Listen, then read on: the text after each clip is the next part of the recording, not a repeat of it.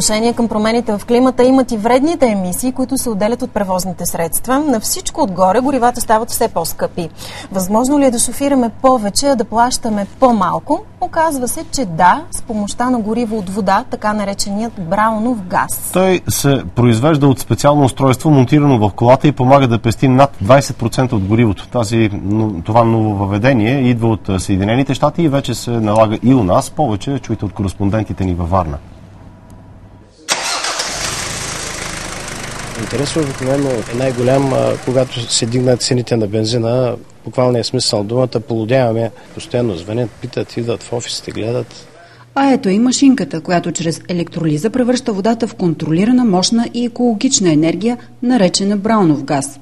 Адаптирана е специално за европейския пазар да пасва на нашите коли.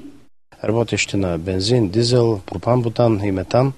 Газът на браун, който се произвежда от водородната клетка, се отвежда в двигателя на автомобила, попада в гориво-въздушната смес и помага на основното гориво да изгори по-пълноценно. Оттам се подобрява коефициента на полезно действие на двигателя и това води до икономия на гориво. Българина може би в момента обръща изключително внимание на цената на горивото, но най-важното е екологичният ефект, който се стремим да постигнем. Говорим за намаление на вредните емисии в изгорелите газове над 50%. Изключително добре това нещо се вижда на дизеловите автомобили. Буквалният смисъл на думата, те спират да пушат. Така наречените водородни генератори имат и други предимства. Прочистват двигателя, подобряват работата му и по този начин вдигат мощността му с 10 до 15%. Инвестицията се избива за 10 на месеца.